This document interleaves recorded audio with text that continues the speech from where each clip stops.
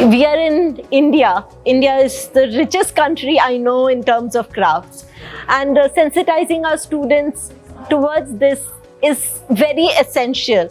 And I feel it forms the core not just of an interior architecture student, but for everybody who's around us, anybody who claims to be Indian or even a world citizen.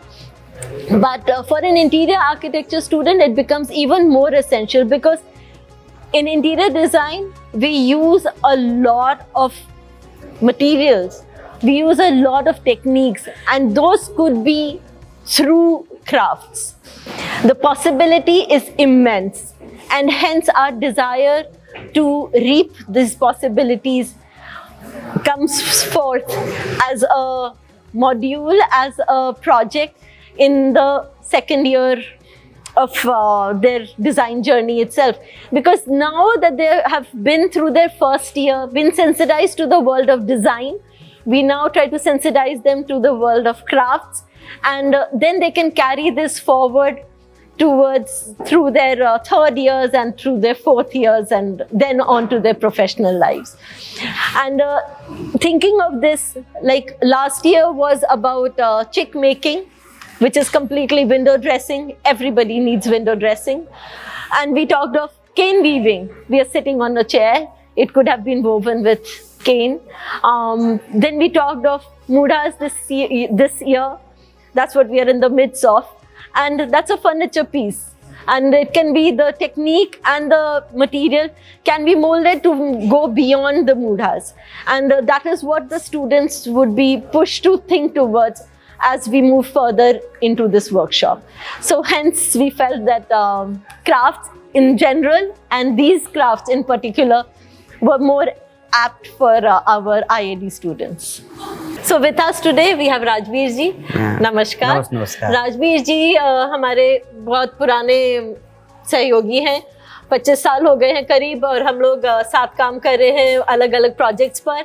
और राजबीर जी पिछले साल भी आए थे, पिछले साल के L4 के बैच को सिखाने.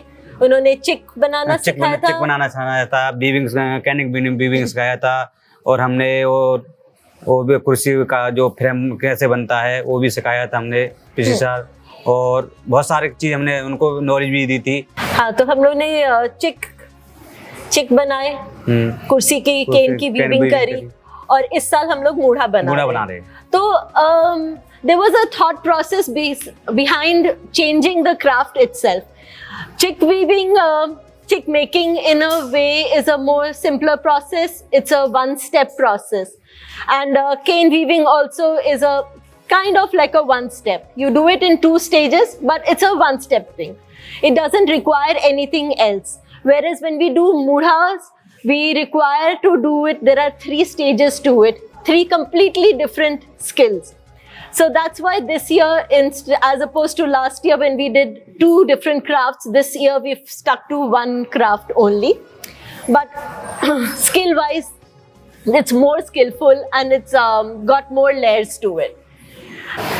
So this year, as a very conscious effort, we changed the craft so that the other students from L5 and L6 who've not seen mudha making previously can also join in and participate in this workshop.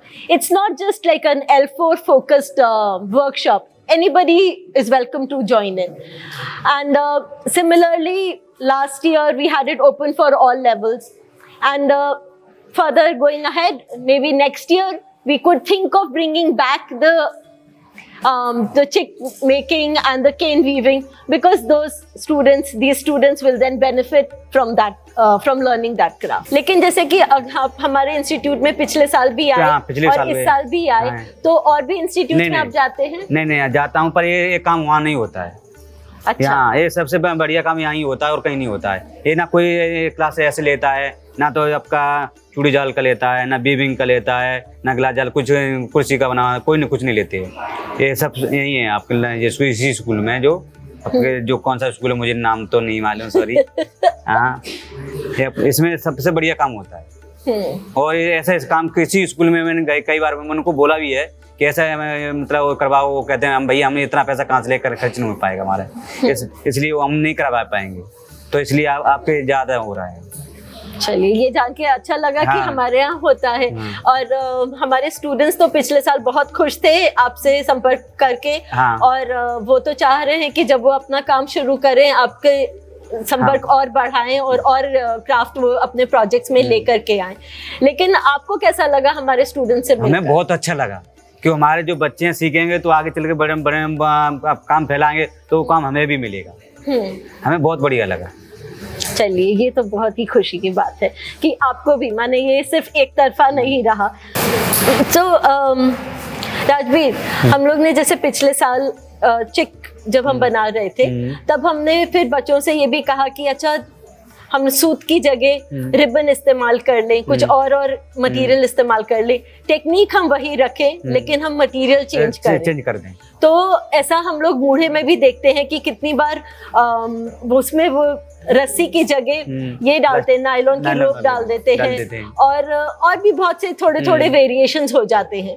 लेकिन आपका क्या मानना है कि क्या ऐसा होना चाहिए, ऐसा नहीं होना चाहिए? आज जो मैं आपको आज डिजाइन के काम में होता है ना, तो ये अलग अलग मटेरियल नहीं डालेंगे तो उसका डिजाइन का काम खत्म हो जाएगा। मेन चीज तो यही है कि अलग अलग डिजाइन से हमें बच्चों को सिखाना है तो ज्यादा सीखेंगे और डिजाइन ज्यादा बनाएंगे तो ज्यादा आपको आगे चल के भविष्य में कहेंगे बच्चे ने कि हमने ये भी सीखा तो हमने ऐसे डिजाइन डाली थी, ताकि इनको पता भी चलेगा कि हमने ये डिजाइन डाली है इसमें।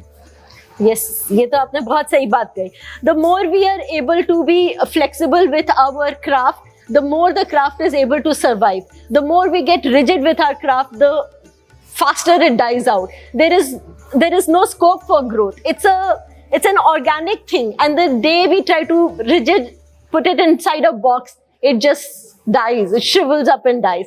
But the day we let it grow and grow organically, as is life flowing, so it does craft grow. Hi, my name is Purti Bharadwaj. My name is Priti Tandon. Hi, I'm Urvi Prakash. Hi, I'm Janvi Agrawal. My name is Samra Ehsan. Last year we didn't have Muda, we had cane weaving and chick making.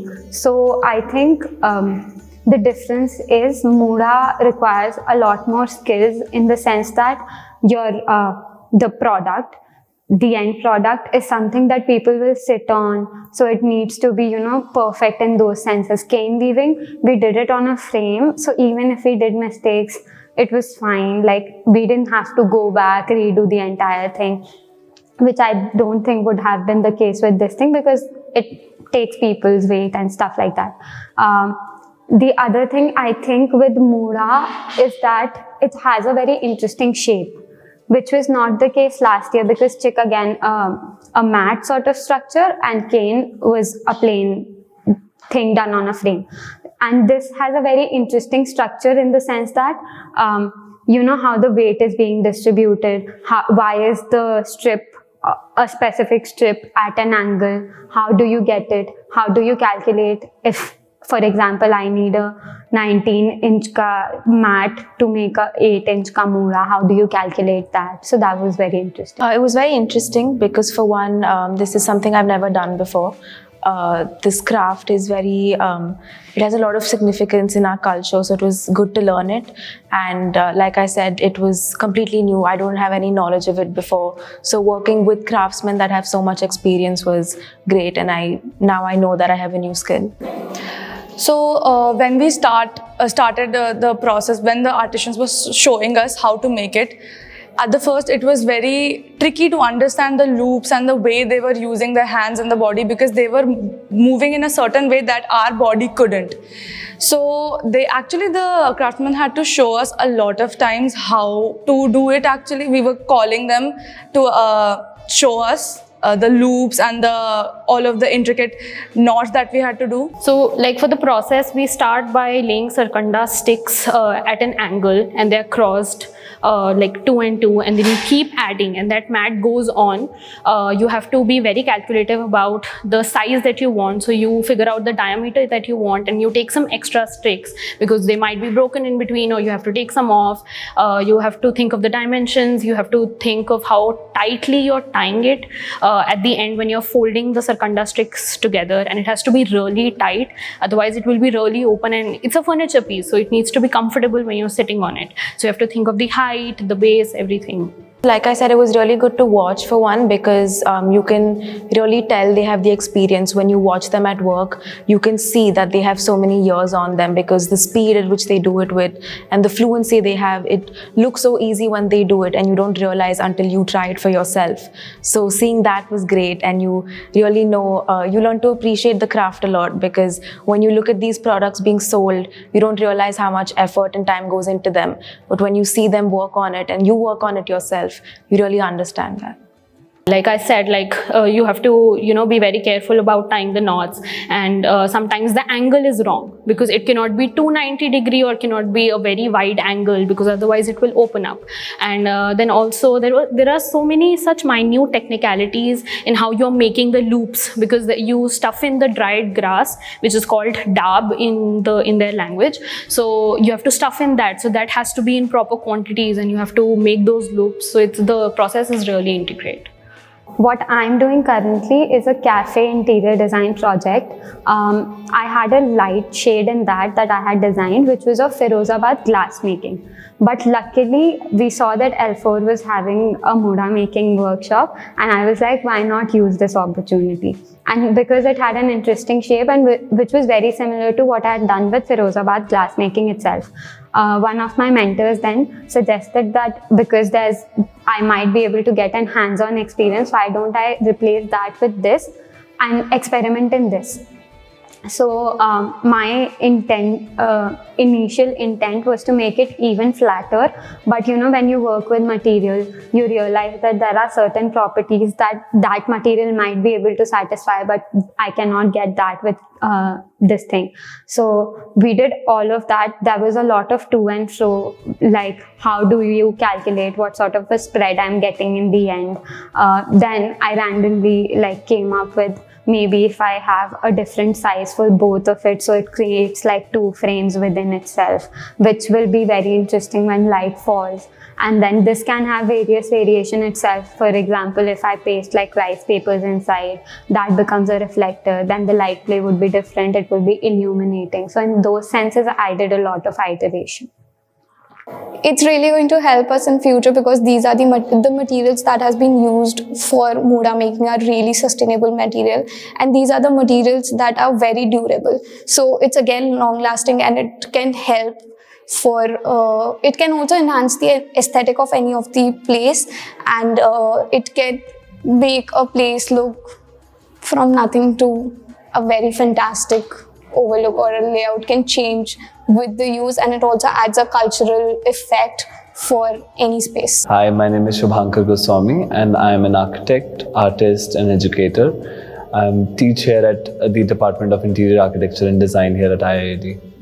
So it was about exposing our students to the craft of Muda making, and also in them being able to form relationship with the craftsperson. So they were here for the entire week, and so the interaction happened on its own. Other than the technical bits that Muda making as a craft offers, we also wanted to engage our students in a physical activity where they're not only doing a lot of, they already do a lot of creative thinking, and by doing an activity which is more physical, we believe that will reinforce their creative thought process.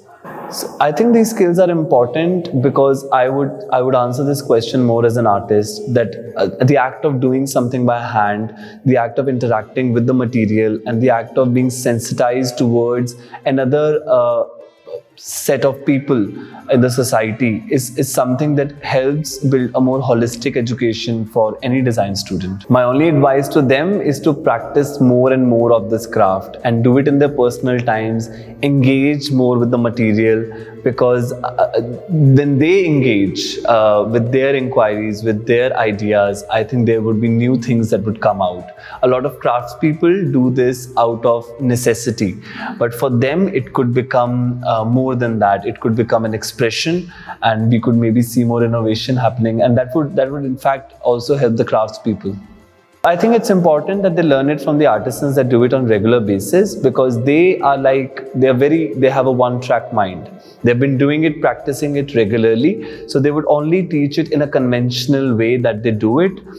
They're not coming from a sense of exploration themselves, which gives the student the opportunity to then think about exploration on their own. So they're not learning it from a person who's already experimenting with craft, but somebody who understands the depth of the craft. And also one of the students mentioned that they could observe how their bodies move because their bodies are in tune with the craft that they work on. So I believe that those kind of observations can only happen when you're working with a profession like that.